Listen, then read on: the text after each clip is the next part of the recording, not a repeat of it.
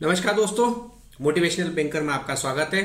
हम फिर से हाजिर हैं हमारी 3 मिनट्स लर्निंग के साथ, जिसका आज का टॉपिक है डेफर्ड रेवेन्यू एक्सपेंडिचर। जी हाँ दोस्तों, आप सभी ने रेवेन्यू एक्सपेंडिचर तो सुना है, लेकिन डेफर्ड रेवेन्यू एक्सपेंडिचर क्या होता है आज उसे हम समझेंगे।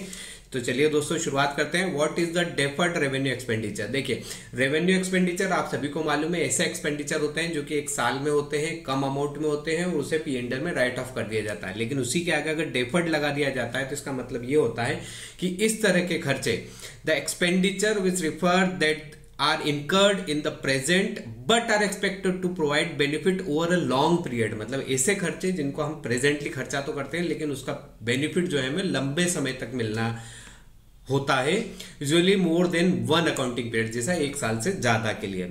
This expenses are entirely charged, not entirely charged to the profit and loss account। Profit and loss account में नहीं डाला जाता, इंस्टीड उसे हम बैलेंस शीट में कैरी फॉरवर्ड करते हैं।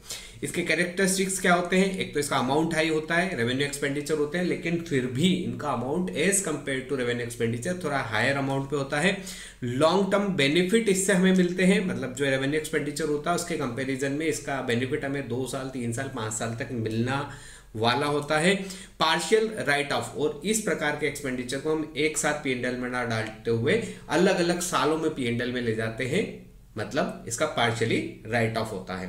एग्जाम्पल के लिए, एग्जाम्पल हेवी एडवर्टीजमेंट कैंपेन। अगर किसी कंपनी ने एक हेवी अमाउंट का एडवर्टीजमेंट करा है, से 5 लाख रुपीज का उन्होंने एक्सपेंडिचर करा है एडवर्टीजमेंट पे, तो उस एडवर्टीजमेंट का फायदा उस कंपनी को पीरियड ऑफ ईयर्स, मतलब से 3 इयर्स 4 ईयर 5 ईयर्स के लिए मिल सकता है।